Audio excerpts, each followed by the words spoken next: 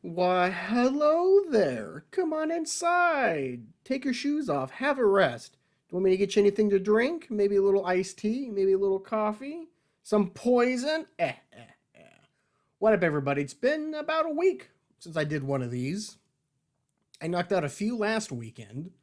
But then I got busy, and then I had some dates from some ladies I met online, and some family stuff. Just got busy. Life hits you hard.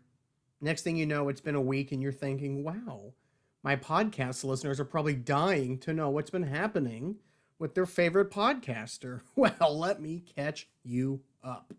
I mentioned last podcast that I took a little hiatus from online dating, not too long, couple weeks, because I realized that I was starting to obsess over finding someone on the apps. And this has happened to me a few times over the last few years, really since I've been out on my own and participating in the futile effort of human existence that is online dating.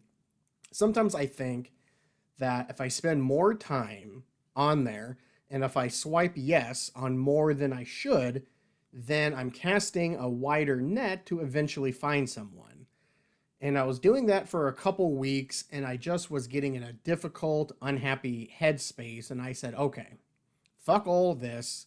Let's mute things for a couple weeks. Focus on yourself. Focus on what's happening immediately around you. And that's what I did.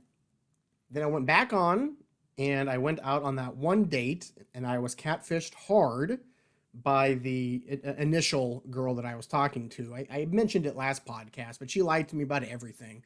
She was uglier, fatter, and just not that good of a personality. The whole date she was spent bitching about things, and I realized, she lied to me about her age.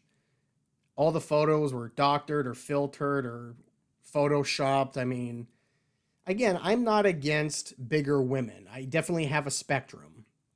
I don't like super anorexic skinny, but depending on the person, I can look beyond certain things.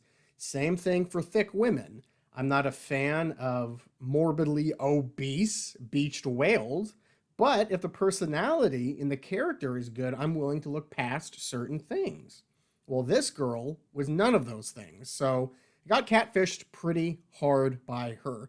I don't know why she did it. What did she think she was going to gain by agreeing to meet with me? She knows what she was presenting to me, and that's probably why once I saw her, I did my best gentlemanly attempt at being polite, but I think that she could see on my face that I was shocked and a little pissed off. So it was a quick date, about an hour and a half. We went our separate ways and we haven't spoken since. And that's what happens when you're a bullshitter. So I said, well, this can't really be indicative of what's to come. So I kept on it on the online dating and I got a few girls lined up to go meet. And so then I went out on last Saturday, to meet another girl that I agreed to see. And this one is a little bit different. There's a little bit of a backstory. A couple months ago, I don't remember which month or for how long, but this girl reminded me of this. So a couple months ago, I was chit-chatting with a girl on OkCupid, one of the less awful dating apps that I subscribe to. Still pretty bad, still fucking awful, but way better than Bumble, Badoo, but not as good as Facebook dating. Somehow I have the most success on meeting decent people or attractive people on Facebook dating, but it's a shit show. A lot of bullshit accounts, a lot of fake accounts, a lot of OnlyFans, that kind of stuff. A lot of I'm not on here much. Talk to me on Snapchat and my name is Wet Lucy 69 or something. You're like, okay, I'm gonna friend request her, but this ain't serious.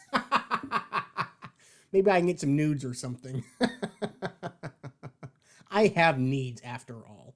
But anyway, a couple months ago, I started talking to this girl, and I wasn't feeling it. I wasn't. I felt like she was more infatuated with me than I was.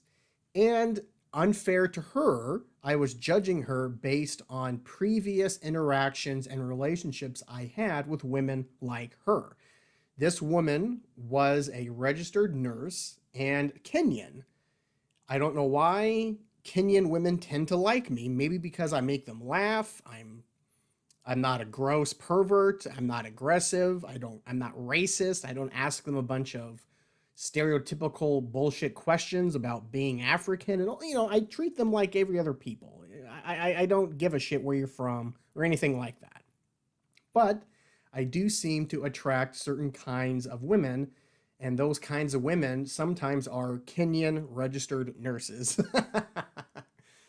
And so I based her off of the two Kenyan registered nurses that I had relationships with about a year, 2 years ago.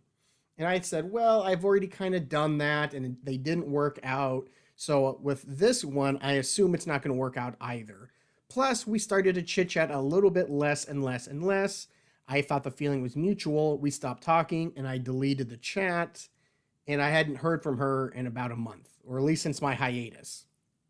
So it was a surprise to me that I got back on OkCupid, and after 3 to 4 days on there, I woke up and checked my phone, and it said I had a new like, and it was this Kenyan registered nurse again. And I thought, God, she looks familiar. Is that the same girl I talked to a while ago? So I swiped yes, and she immediately responded with, oh, I see that you're still on here. I thought you were not interested in me. I thought you were looking for a pen pal, ha ha ha. And I thought, bitch, you swiped yes on me. I didn't swipe yes on you. But that's kind of why I like Kenyan women, is that they do tend to have a good sense of humor. And they are very bright and sunny disposition types of people, at least ones that I've run into. And I am attracted to jovial, happy, positive, funny people. And she was kind of ball busting me, which is always a turn on to me if done right, which she was doing. So we briefly chit chatted for a day or two, and I could tell that she wanted to meet.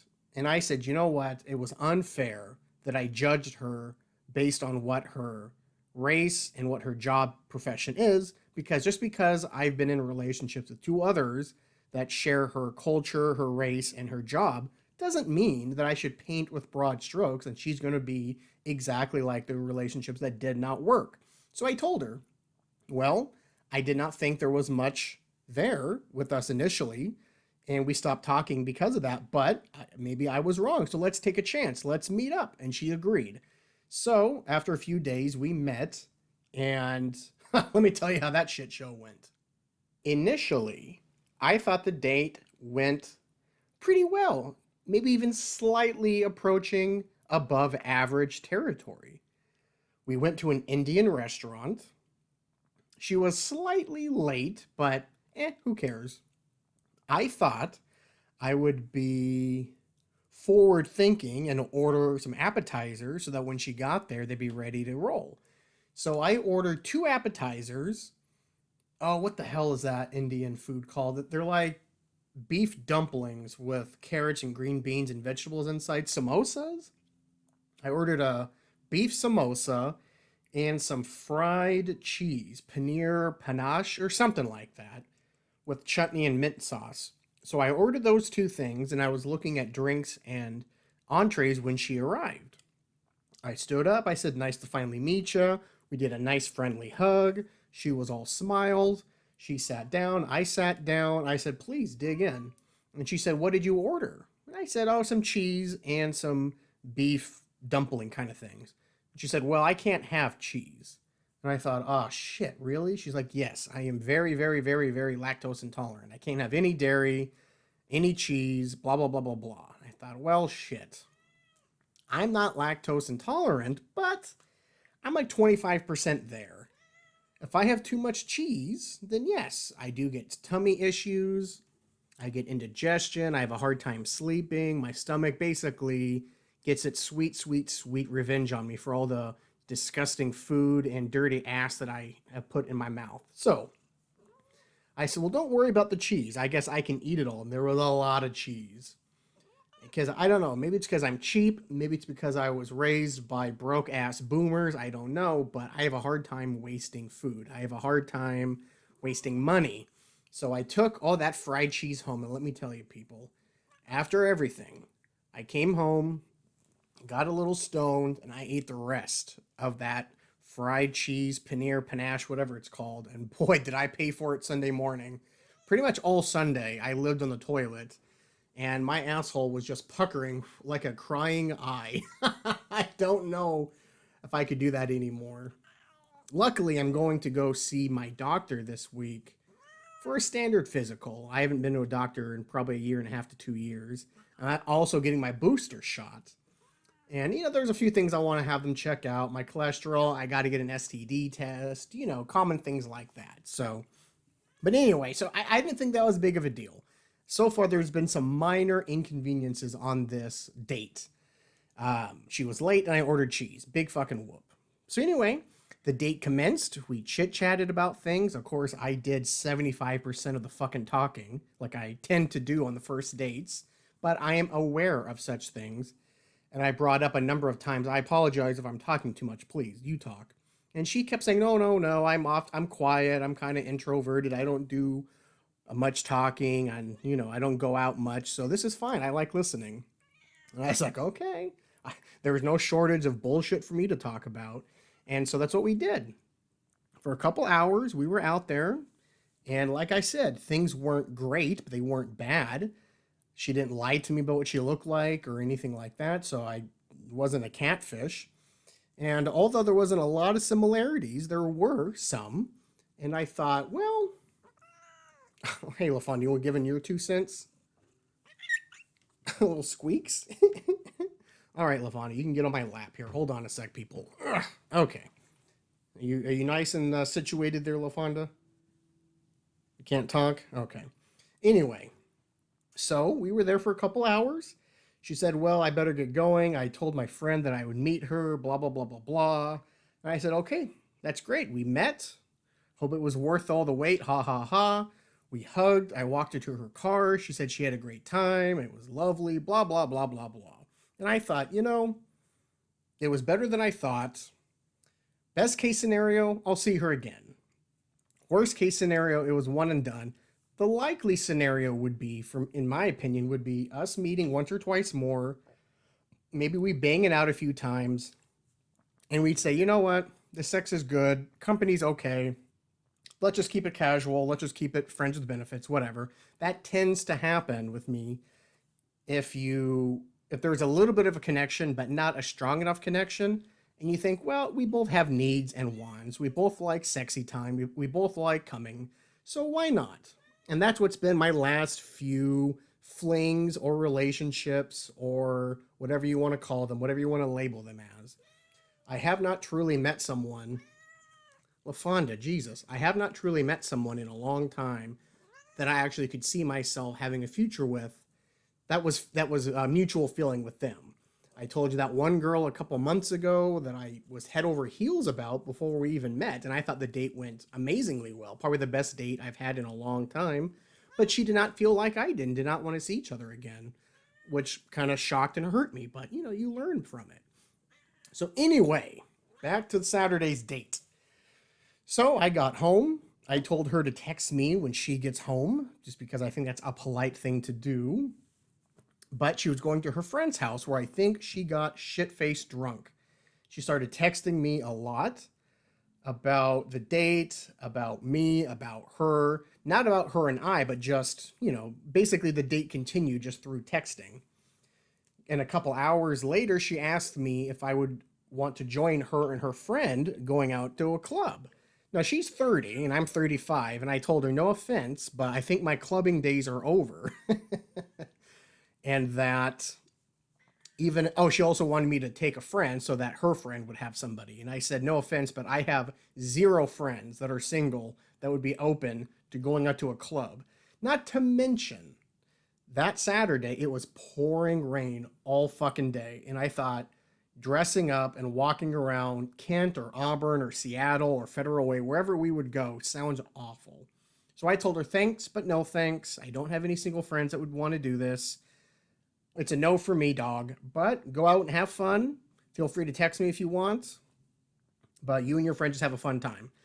She wrote back, okay, Grandpa, which, hey, I'll take a little of my balls of getting busted. Again, I find it attractive when a girl is good at busting balls and she's not mean about it, which I thought this Kenyan nurse was just that. So then, maybe an hour later, she messages me back on the dating app, which I should back up. At this point, we exchanged phone numbers, obviously. So she texted me all day, and then out of the blue, she messaged me on OkCupid again, saying that I catfished her. And I thought, what the fuck is this? I thought she was joking right away because, let's rewind a little bit, during the date, she asked me, have I met anyone lately that I wanted to tell her about? That was a funny story. And I said, well, ironically, the last girl I went out with before you, I was massively catfished, and I relayed the story to her, and she thought it was hilarious. And she agreed with a lot of my assumptions about this other woman. Like, what did she expect to happen? She told me about some bad dates she was on, about her last serious relationship. So whatever. So when she said that I catfished her, I thought, okay, she's just being funny. She's with her friends. She's trashed, whatever. And I wrote back, LOL, what? You crazy. And I left it at that.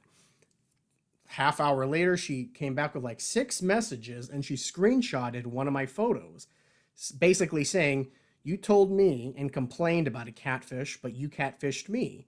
In this photo, you were massively skinnier than in person. And now I thought, is this bitch joking? And I wrote back, first off, if you are joking, then you got me. But if you're not joking, I got to tell you that I completely disagree, and I think you're nuts. And the photo she referenced was only a photo I took maybe less than a year ago. I told her, I don't know what you're talking about. All of my photos are up to date. All of my photos are accurate. I don't filter them. I don't Photoshop any of this. What the fuck are you talking about? And she said, no, you have more of a belly in person. And now I thought, this bitch is wild. Who talks to someone like this after one meetup? You know, did she kind of talk me into meeting her just so she can get vindictive on me, to get some kind of weird revenge? Did she, what is it, mess with me a little bit to get me out? What is that called? LaFonda, chill. You make me lose my train of thought here. Jesus Christ. All right, LaFonda, I will pay you for a second because I'm having a brain fart. I can't think of the word. I know, LaFonda, I know. She definitely manipulated him. That's the word I couldn't think of. Don't you hate it when you have the word on the tip of your tongue and you just don't know what it is? Manipulate, that's the word. Did she just manipulate me to go out on a date so she could give me shit? I don't know. So then I wrote back to her saying, I don't know what you're talking about. That photo is not that old. I've actually lost weight during COVID, which is true. And I told her, I always have a belly. I may have gained 5 or maybe 10 pounds from that photo, but I don't think 10 pounds. If I did gain any weight, it's not that much. And for you to think that the photos are so different that I catfish and lied to you, I said, no, I'm sensitive about that stuff, and I don't think I did. And she kept at it, and I wrote back, bitch. I didn't say bitch, but I said, I have a belly now. I had a belly in that photo. I have a belly when I was born. I've always had a belly. I don't know what you're talking about. So again, I said, if you're being serious, I think you're nuts. And if you're joking with me, I think the joke's gone a little too far, And she wrote back, okay, whatever, ... And I thought, this bitch is wild. But anyway, I thought, she's drunk, she's with her friend, whatever. I'll deal with this shit show in the morning.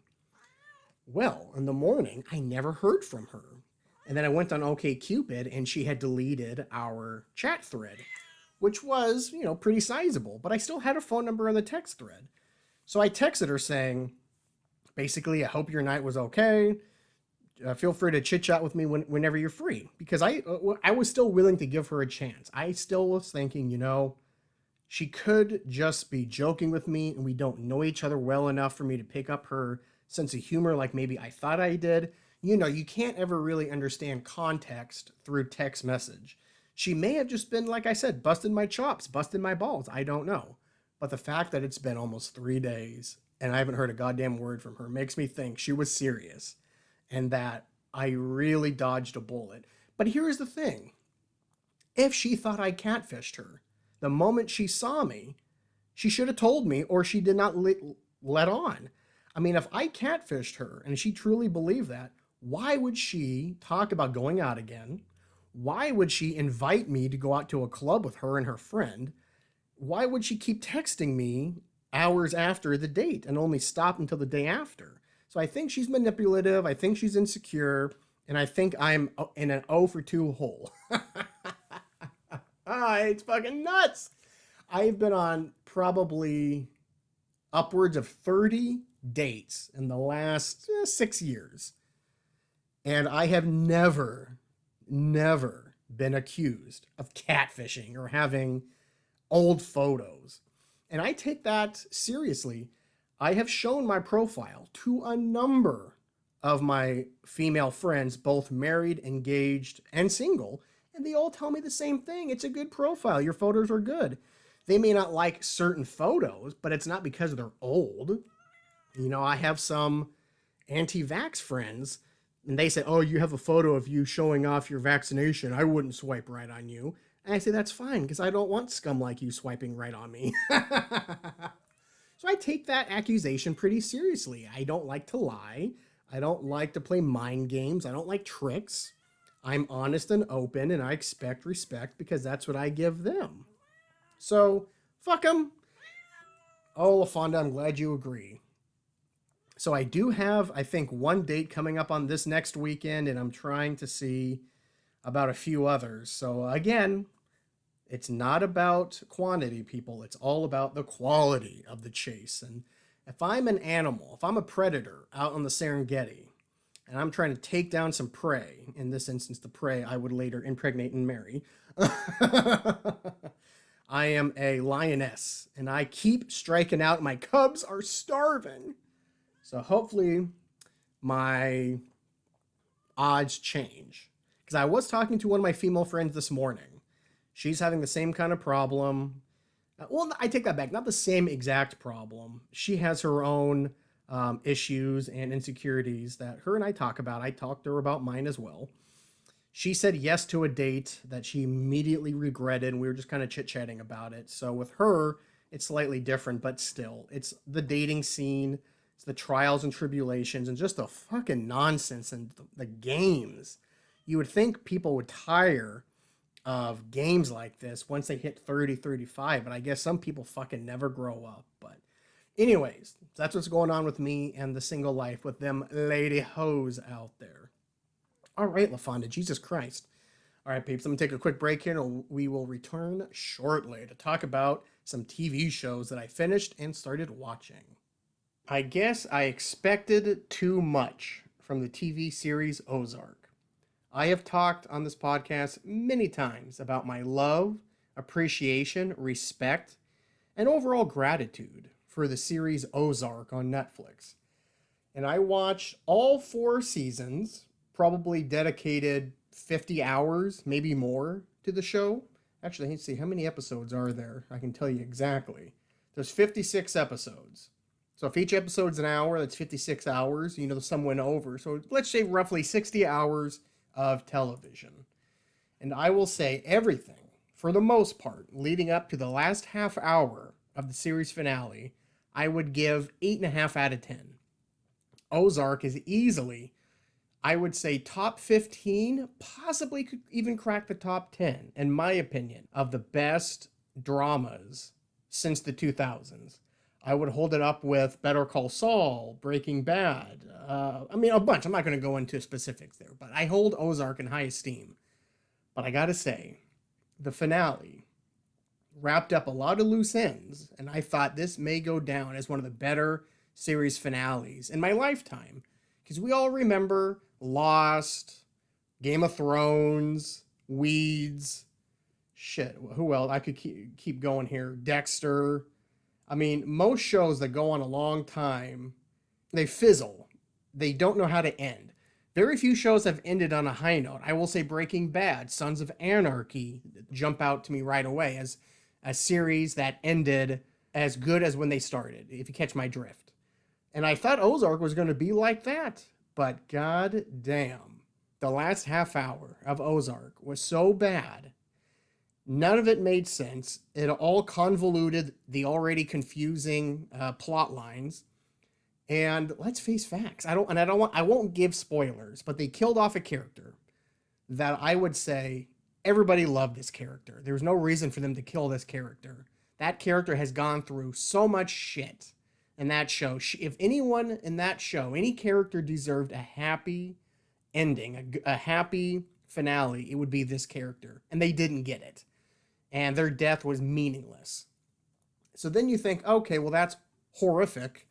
So what about the main characters? What about the birds, Marty and Wendy Bird?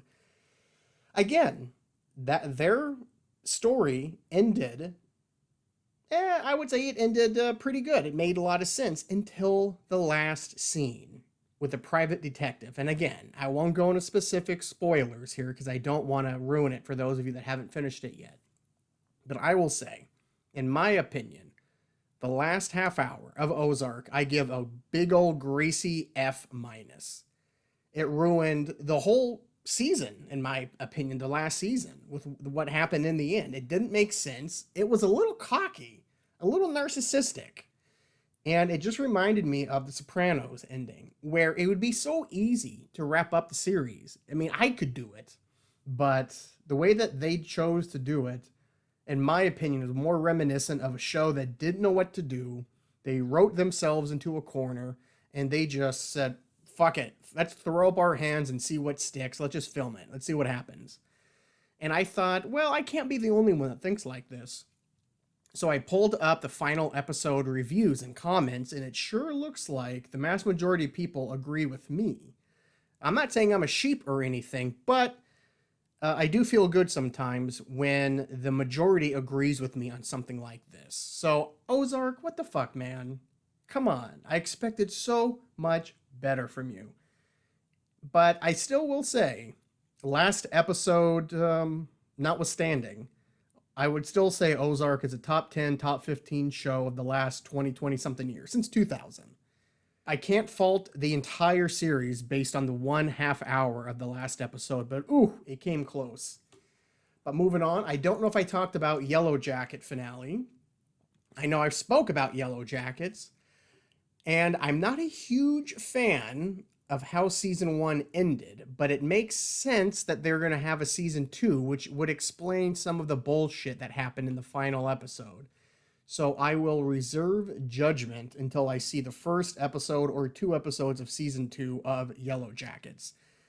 2 or 3 things happened in the last episode that I threw my hands up and said, what the fuck? This doesn't make any sense. And there wasn't a lot of payoff. But again, season 2, if there's not a payoff with some of the remnants of season 1, I may stop watching it. Even though, as I say that, I'm thinking, no, you won't, you dumb fuck. You'll watch it no matter what.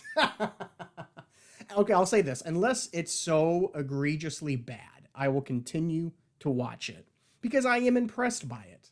But same thing with Ozark. I'm impressed by it. I'm blown away, actually, by the scope and scale of Yellow Jackets. But I just hope that it's not another Lost, where they just keep going, making up twists and turns, and they don't really go anywhere. I fear that will happen with another show that I have shit on, Outer Range, which started so good, and then it just ate a shit sandwich. So I'm crossing my fingers that Yellow Jackets will end better than Ozark, to say the least. But moving on to shows that I just started.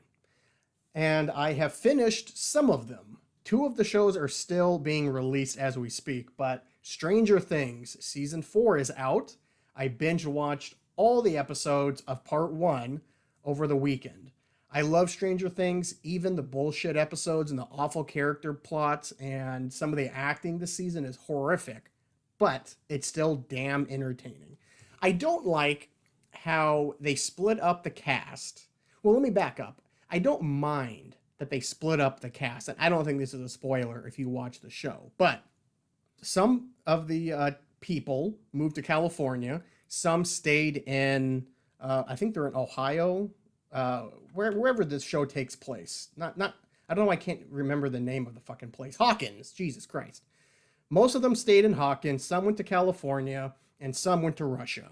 I don't think that's a spoiler alert. So the 4th season, you're traversing all 3 of those territories plus 1. And that is probably my biggest bugaboo on season 4, which is I loved the new plot line. I liked the new villain, And I really, really, really enjoyed the Hawkins storylines. But what I didn't like was the California storylines, the 11 storyline, and I was a little 50-50 on the Russia storyline. But the Russia storyline got really good near the end. So, you know what? I will say I liked 4 out of the 5 storylines. But I do not know what happened with the writing or the directing, and I don't know what happened with some of these kid actors, but they were pretty bad, and specifically the ones that went to California. And I don't know why they decided to make 11, Elle, kind of a special needs kid in season 4. She gets bullied. She doesn't know how to do homework. She's socially awkward. She can barely talk. She can barely function. It's almost like they wrote her to have Down syndrome, which I kind of understand wanting to make 11 socially awkward. That makes sense. She grew up in a test lab, a test tube, if you will. So I understand that. But I thought she was a pretty intelligent, smart kid during the series. So I thought she would be a better student. But no, the show made her stupid. They made her socially inept, a liar, and just, it was so bad, in my opinion. And I hate to say this, but Millie Bobby Brown, the acting from her was really bad in this season. And you know who else is really bad is Finn Wolf something. What the fuck is that kid's name? He has a really weird name. Finn Wolfhard. What kind of name is Finn Wolfhard? That sounds like a character I would create in Dungeons and Dragons. But he's one of the better actors in the show normally. He is atrocious this season. Also, the kid that plays Will Byers, he's awful too. So every kid in that California plotline is bad, except the new character, the kind of stoner pothead pizza delivery kid. He's pretty cool. I'm drawing a blank on his name, of course. And all the kids and adults from the Hawkins storyline and the Russia storyline, their acting is all good. I can't fault that. I can fault some of the plot lines and some of the decisions and Durka. But again, this show isn't meant to be taken literally. It's a fun escapism show. But come on.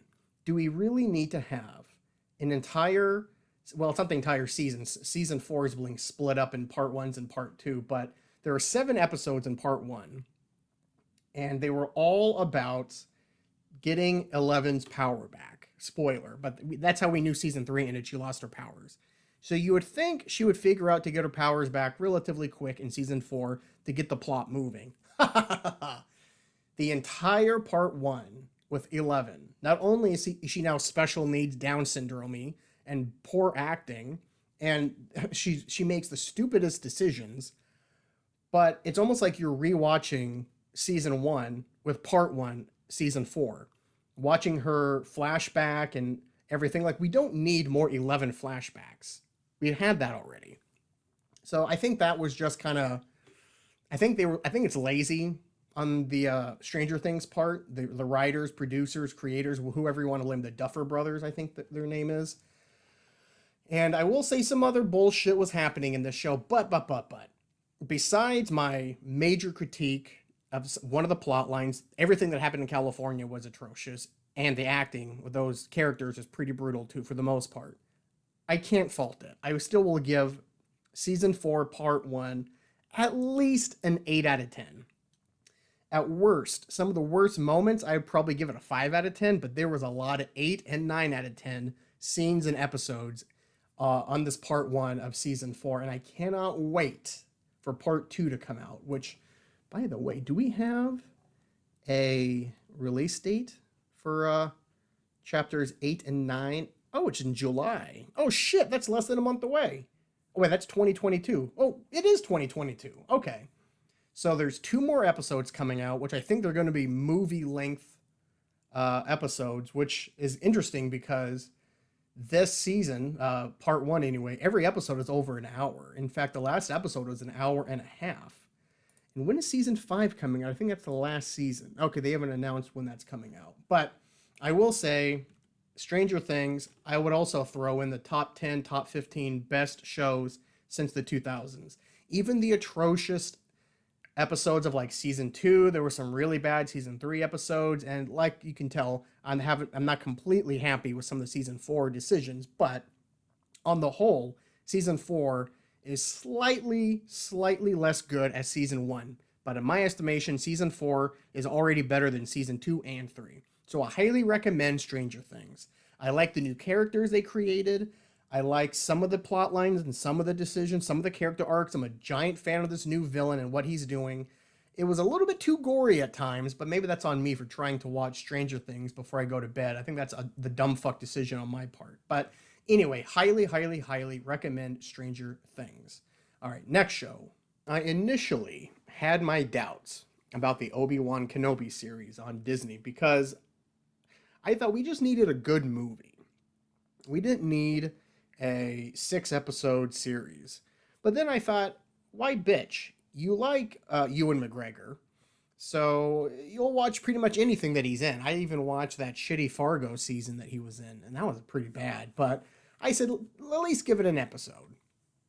And the first episode of Obi-Wan Kenobi, I thought was pretty boring. Besides, of course, the opening recap of the prequel series, which had me bawling like a bluebell baby bitch. I did not think the prequels left much of an impression on me, but seeing the recap before Obi-Wan made me feel all nostalgic and young again when I was excited for the Phantom Menace and Attack of the Clones. Was that the second one? And what the fuck was the third one called? Revenge of the Sith or something? But yeah, that was probably the best part of the first episode, in my opinion. I didn't think there was enough payoff or anything. I didn't like any of the new characters. Not so much that's coming from anything racist. Like, I heard some of the shit that's getting thrown at that black actress, and I'm like, really? People are still bitching about having a black character in Star Wars? If you are offended by having a black or Asian or gay character in Star Wars, just jump off a roof. What the fuck is wrong with you? It's 2022. Go get in a time machine and go back to fucking 1822. That's where you belong, bitch. Anyway, she's not the worst part of the show anyway. I just don't like the direction of the first episode. I should say all of this with the first episode. I thought, again, we're on Tatooine again? I just finished that crappy ass, bullshit, boring season of Boba Fett. The best episode of Boba Fett was the one with the Mandalorian. Even the last episode where they had that big ass fight in the streets of Tatooine was kind of boring. And I just am done with watching a Star Wars show surrounded by desert and Tatooine. Like, are you serious? There's no other planet in the history of the Star Wars universe that isn't a fucking desert? But I thought, okay, let me watch the trailer for the second episode. It looked like it had Darth Vader in it, and I thought, oh, now we're talking. Because if one thing will get me keep watching Obi-Wan Kenobi, it's a good old Darth Vader, Obi-Wan Kenobi lightsaber battle with John Williams background music going doo-doo, doo-doo, doo-doo, doo-doo, doo-doo. I mean, the Duel of Fates song from that bullshit prequel series is still one of the best scores to any movie in the history of cinema. When I come, I hear Duel of Fates. If I was a baseball player, that would be my walk-in music. If I was a stripper, that would be the song that I would take off my thong and whip it at someone. Oh, John Williams' Duel of Fates. I wish I could play it right now, but it would get kicked off YouTube. And I will say, the second episode, although still pretty boring and pretty stupid, at least it teased what the series could be. So I was kind of excited to watch the third episode, and boy, oh boy, was that third episode fucking good. Like, one of the best Star Wars streaming episodes I've ever seen of any series. It's up there with The Mandalorian, the third episode. So I'm hoping that the remaining 3 episodes are like the third episode, because that battle, spoiler alert, that first encounter, Obi-Wan and Darth Vader, was so cool. It was such an awesome fight at night, and the graphics and the sound, and how Darth Vader made the ground go on fire and was dragging Obi-Wan through the flames like, feel what I feel, bitch. You did this to me. I love it how Darth Vader still is an emo cunt. But yeah, I thought it was pretty cool. And I wasn't a huge fan of having the kid Leia Organa running around, but as the plot progressed, I was growing more and more fond of the character and the actress, and now I can understand why it's important to have this plot line, because it was referenced in A New Hope when Leia sent R2-D2 to Obi-Wan with the message, "Help me, Obi-Wan Kenobi, you're my only hope." Well, now it's reference to this. Now we know. Now we know. So I was initially cagey and on the fence with the Obi-Wan series. Maybe because Boba Fett left a sour taste in my mouth, but I am pleasantly surprised and looking forward to the remaining 3 episodes of the Obi-Wan Kenobi series. Now, The Boys on Prime.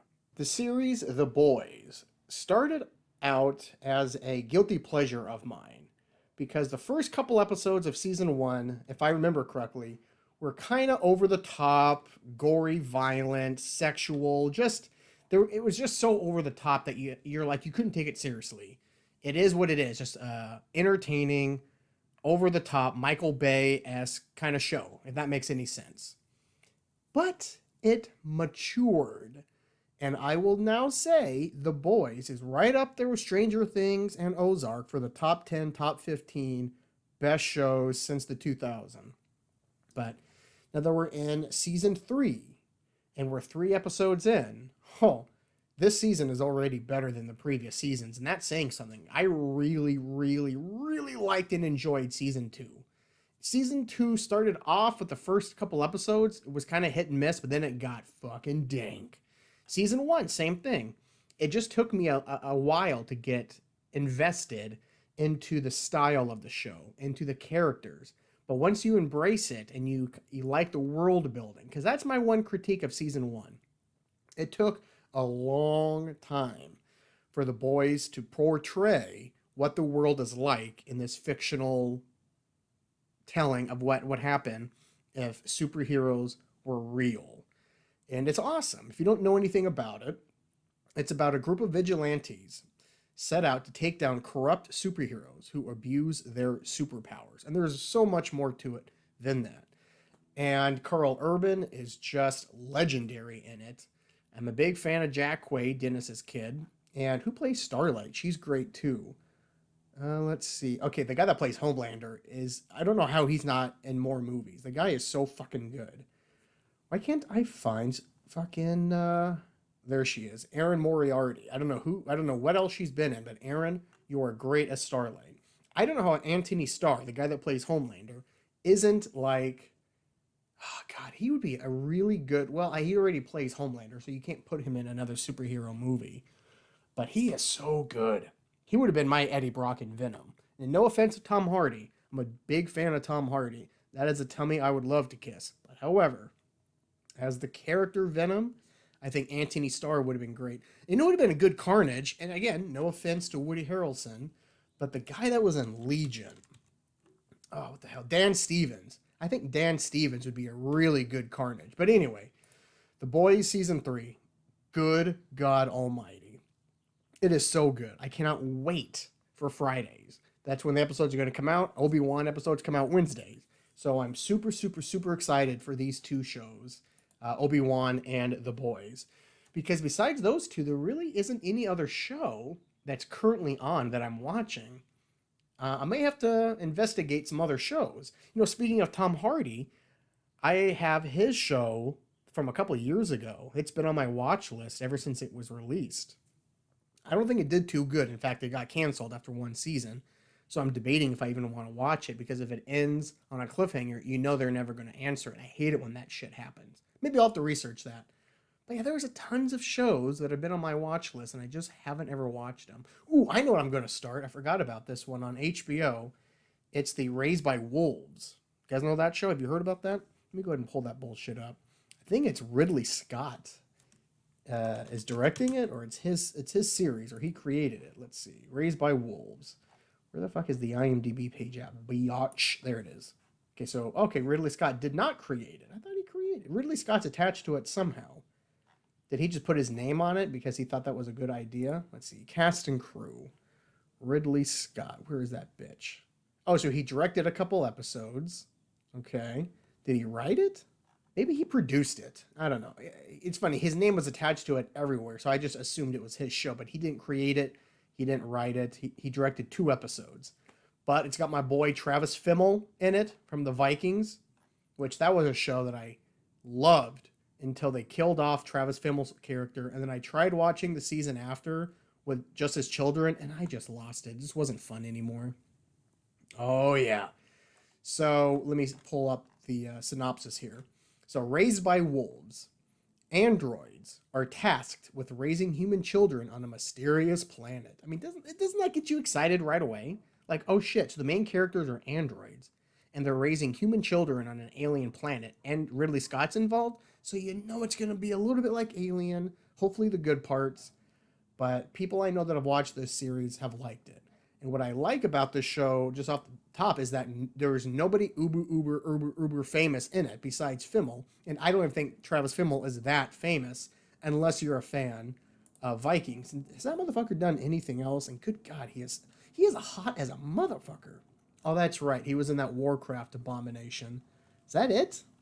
Ooh, he's in a untitled Wyatt Earp TV series. Oh, that's cool. He's not really in anything else. But yeah, check out Travis Fimmel. See if it's a tummy you want to kiss.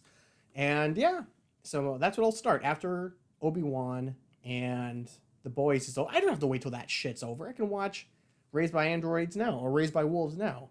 Man, that spliff fucked me up. But anyway, let's move on to some other fun topics. You know, I wanted to talk about news like I always do, but it's kind of been slow. It's kind of been slow with the news. The news has been dominated by Johnny Depp and Amber Heard. Who gives a fuck? They both made money, big deal. They both didn't make as much money as they wanted to. I think Johnny Depp got 10 million and Amber Heard got 2 or some shit. Who cares? They deserve one another. Two fucking psychos. I mean, she's way more psycho than he is, but not by much. The different kind of psychos, those two. They're not the same kind of psychos. But who gives a fuck? What else is in the news? Gun laws. I mean, what are you gonna do? The last 2 weekends, I think we've had 40 mass shootings or some bullshit combined across the country. We have like 40 people dead, or I don't know. I made up those numbers, but the fact remains there was like 11 mass shootings over Memorial Day. And then this last weekend, I remember reading at least about 2. And if you combine all the dead bodies, I think you are damn near 40 people dead and over 100 or so injured. And it's like everyone's freaking out.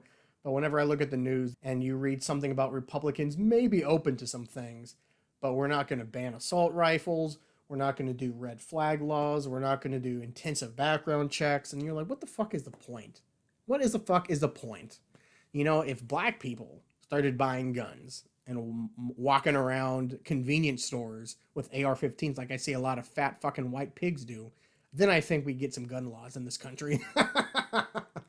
When you start seeing non-white people buying weapons, that's the way that white incels or just white evangelicals or white fat fucks do, that's when you're going to move in the direction of common sense gun laws. Because, nothing is going to scare a fat white guy with a gun than a buff black guy with the same gun, but with an added rocket launcher on it.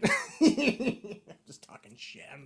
I'm talking about. But I still truly believe if more people of color, predominantly black males, buy the same amount of weapons and walk around with them the same way that white people do, then we're going to get some common sense gun laws moving. I mean, I saw a video over the weekend. This old white guy wearing cargo shorts, knee-high white socks, New Balances, and like a Tommy Bahama shirt was in a Subway, and he had an AR-15 strapped to his back, and he had 2, what looked like to me handguns. I can't tell the difference, but to me they look like handguns. And then he had like a Bowie knife or a Rambo knife on the side of his leg. And you're like, motherfucker, you're in a Subway. How small is that motherfucker's dick, you know? But if that was a black man doing it, ooh-wee. You know, Fox News would have a riot with that. And then you would even have Joe Manchin's goofy ass out there. Well, I think now is the time. America needs common sense gun laws.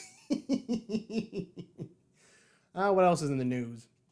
That Wasserman bitch was found not guilty of lying to the FBI about the Russian dossier with Trump and Putin back in the 2016 election, which is not a surprise. I knew there was no real collusion between the two. Trump didn't help matters by playing along with it sometimes and then looking at the camera during one of his rallies and say, Vladimir Putin, if you're listening, can you hack Hillary's emails? And everyone's laughing about it.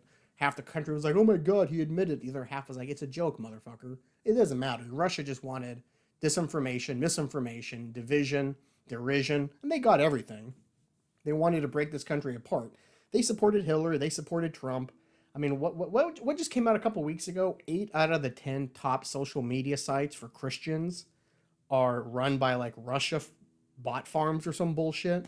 Like the number one Black Lives Matter Twitter page turned out to be a fake, and a lot of pro NRA sites proved to be fake. I mean, it's all disinformation every fucking where. So you can't really believe anything. And that's the best part is when I see people getting in social media arguments, usually in all caps, with an obvious bot, and you're like, motherfucker, come on. Maybe the human race has gone as far as we're meant to go. Maybe it's another animal's turn to run things.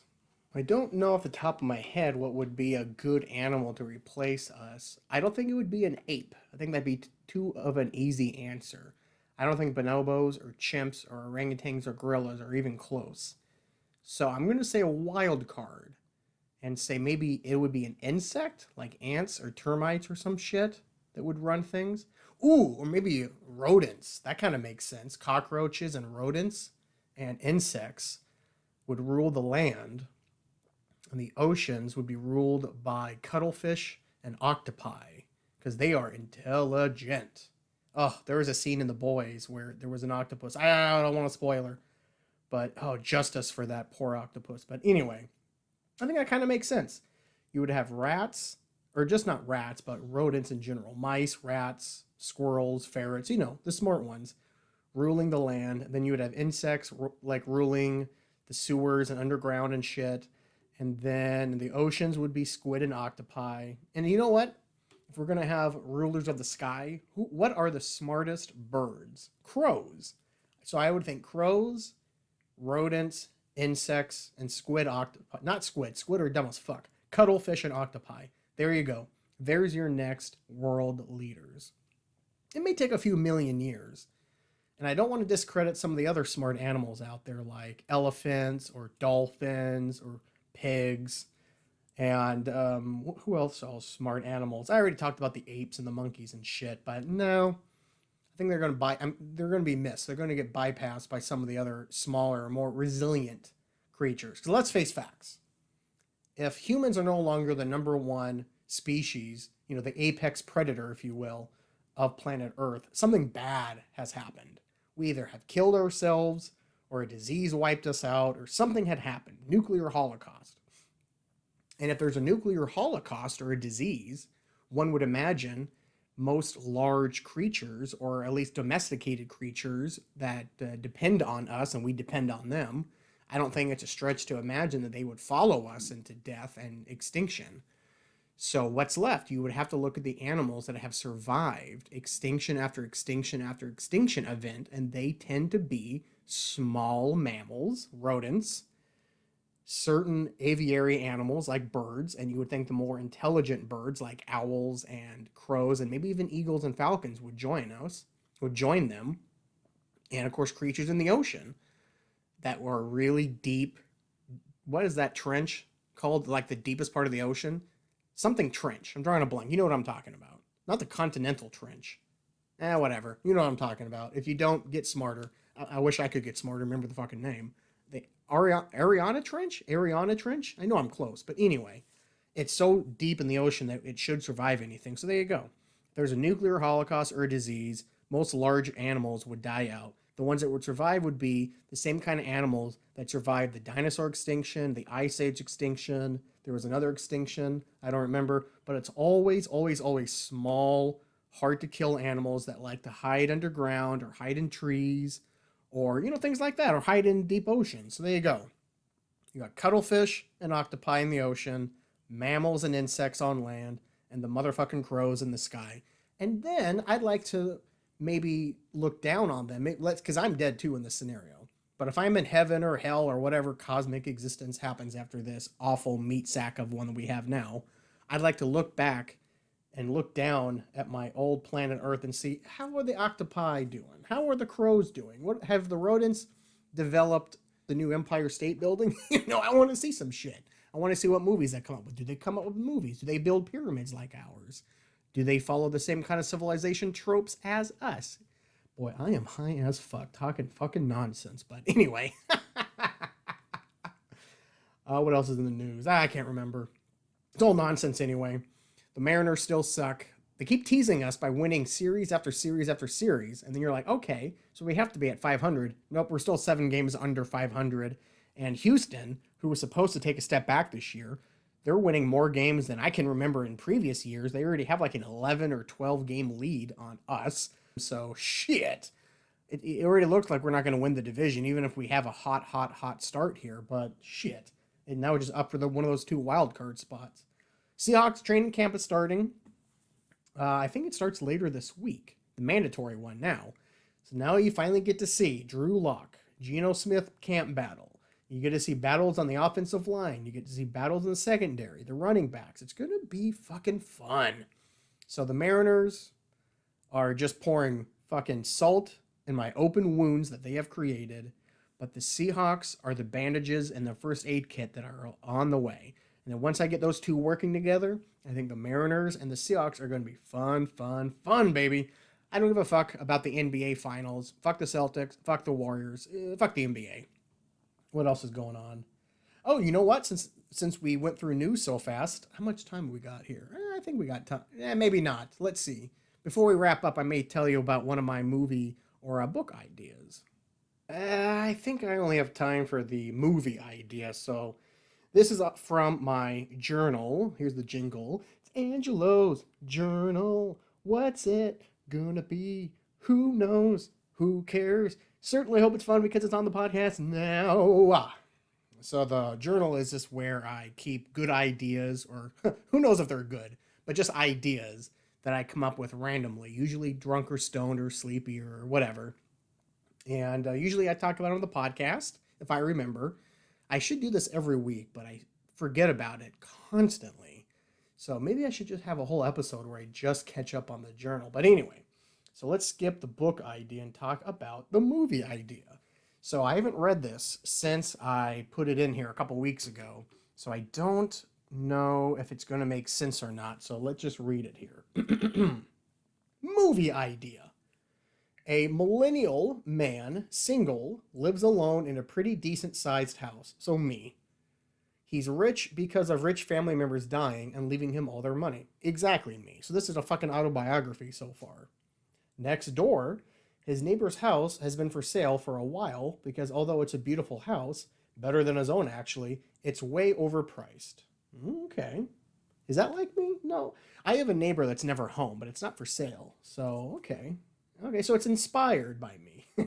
One day, the house next door gets purchased by one of the most popular figures in pop culture. Oh, that's right. I remember this now.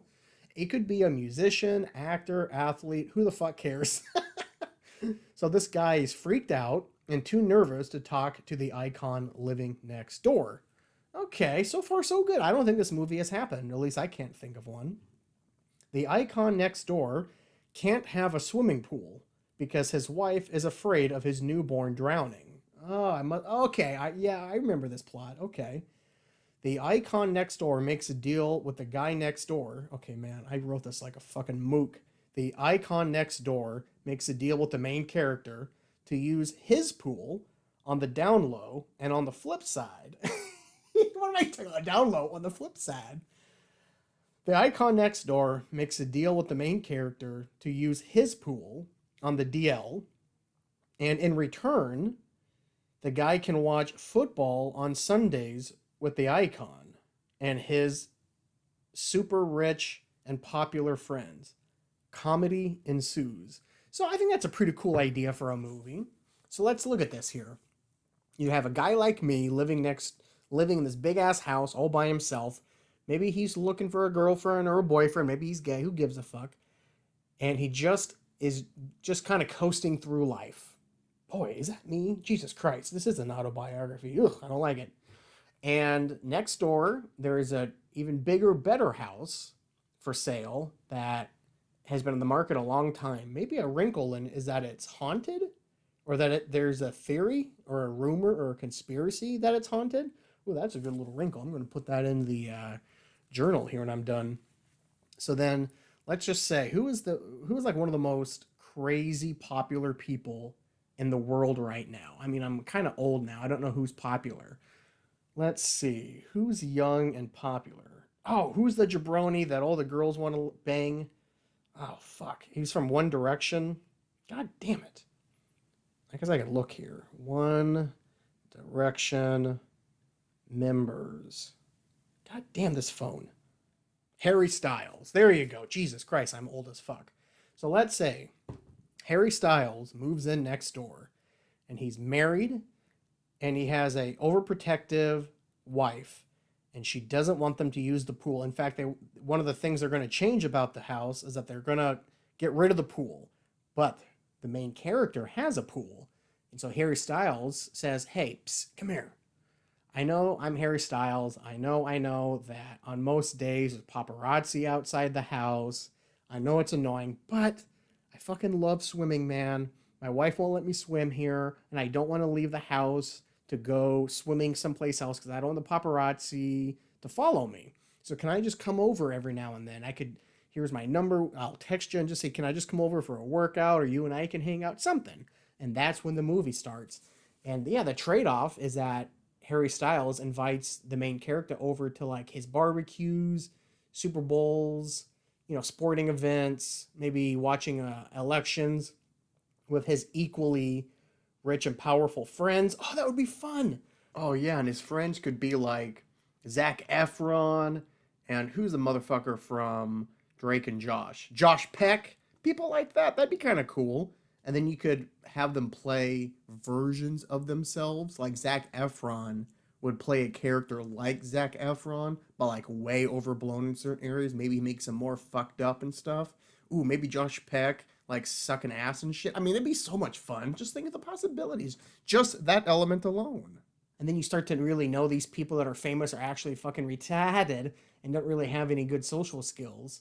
And oh, that'd be cool. And maybe the main character's friends who are kind of meathead jabronis, kind of like my buddies, they meet these rich people. Oh, dude, the movie writes its fucking self.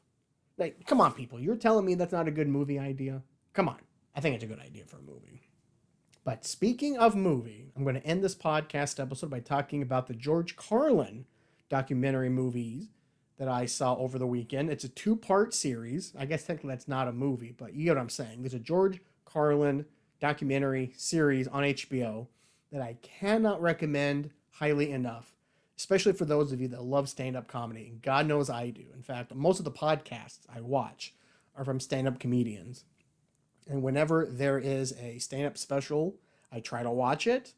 And even though COVID has kind of dashed my hopes of seeing more live comedy, I am seeing more and more live comedy shows are coming now. So I can't wait to start going to those more, although I can't go by myself. It's more of a social thing. But anyway, enough about me and my personal relationship with stand-up comedy. Now let's talk about the George Carlin documentary series, George Carlin's American Dream.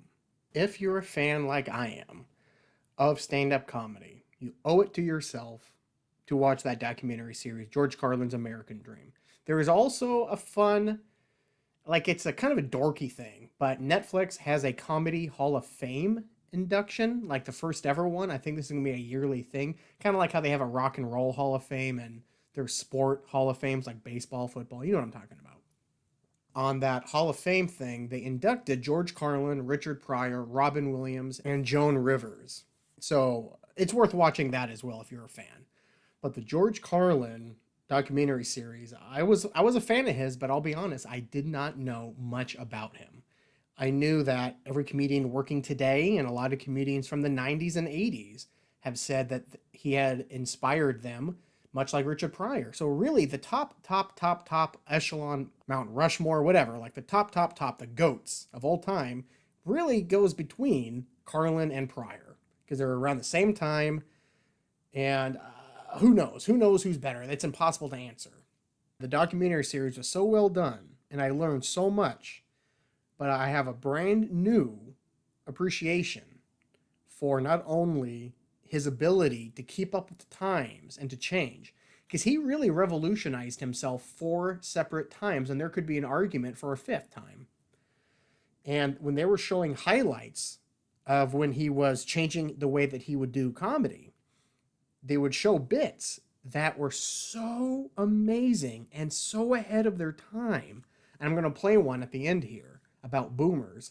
George Carlin was talking about boomers back in the 90s, at least 20 years before anybody else was. The things he was saying, the insights, I mean, again, astounding. He really is almost a philosopher rather than a jester or comedian. And maybe that's what stand-up comedians really are just present day philosophers that just do it with a little bit of comedy. The good ones do anyway. And God, he had some really enlightening comments about things that I may start reading some of his books. I may rewatch the series, but it was so amazing. So if you're a fan of stand-up comedy, please check out that HBO 2-part documentary series, George Carlin's An American Dream. And I think HBO also has the majority of his stand-ups. Now, I don't know if I'm going to watch all of them because I feel like the documentary showed the highlights, the best stuff. But you know what? Fuck it. I just praised the man. I really should watch some of his stand-up. So I was a fucking hypocrite there. Judd Apatow is the director of the series, and it does get interviews by some of the biggest comedy and acting talents that involved Carlin throughout his career. I just had no idea how good he really was. I understand he's one of the best, that he's the GOAT or one of the GOATs, but I think I just went along with it because when everyone that's in the know, experts in their field, tell you something, you're going to believe them, even though you never experienced it firsthand.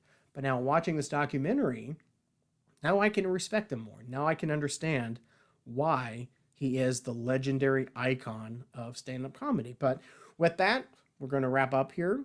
I love y'all. Take it sleazy. Don't do anything I wouldn't do. Don't be a judgmental cunt.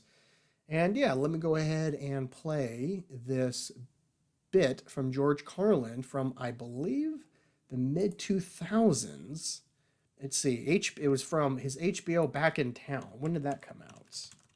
1996. So there you go. He was talking about boomers the way that we talk about boomers now, or at least the way that I talk about them. Those of us that are in the know talk about what's wrong with that boomer generation. So again, 1996, he was talking about this shit. How long ago was that? 25 years ago? Maybe more. But anyway, let me go ahead and play that for you. And I'll see you guys next episode. Oh, come here, baby. I'll give you the tongue. A lot of these cultural crimes I've been complaining about can be blamed on the baby boomers. Something else I'm a little tired of hearing about. The baby boomers. Whiny, narcissistic, self-indulgent people with a simple philosophy. Give me it, it's mine! Give me that, it's mine! These people were given everything. Everything was handed to them. And they took it all. Sex, drugs, and rock and roll, and they stayed loaded for 20 years and had a free ride. But now they're staring down the barrel of middle-age burnout, and they don't like it. They don't like it, so they turn self-righteous. And they want to make things hard on younger people. They tell them abstain from sex, say no to drugs. As for the rock and roll, they sold that for television commercials a long time ago. So they could buy pasta machines and Stairmasters and soybean futures. Soybean futures. You know something? They're cold, bloodless people. It's in their slogans, it's in their rhetoric. No pain, no gain. Just do it. Life is short, play hard. Shit happens, deal with it. Get a life. These people went from do your own thing to just say no. They went from love is all you need to whoever winds up with the most toys wins. And they went from cocaine to Rogaine.